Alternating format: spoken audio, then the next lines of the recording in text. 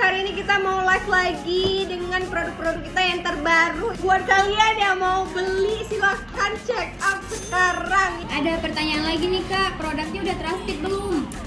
Jadi alhamdulillah produknya udah trusted ya guys. Jadi kita udah mengurus perizinan BPOM. Nah ini dia sudah BPOM. Kami mau cerita sedikit sebelumnya itu, sebelum kita mengurus perizinan BPOM, produk kita tuh kita nggak bisa pasarin ke Online shop. Oh iya, kita nggak bisa pasarin ke marketplace, online shop.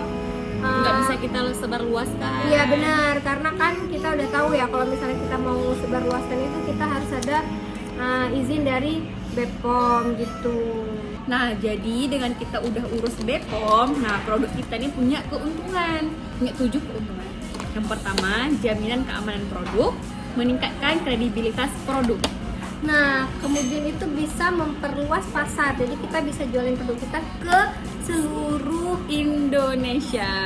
Kemudian meminimalisir resiko hukum, guys. Kemudian meningkatkan kepercayaan konsumen karena sudah BPOM. Dukungan dalam mengembangkan usaha dan Terakhir, mendorong inovasi produk pastinya. Beli guys. Akhirnya bisa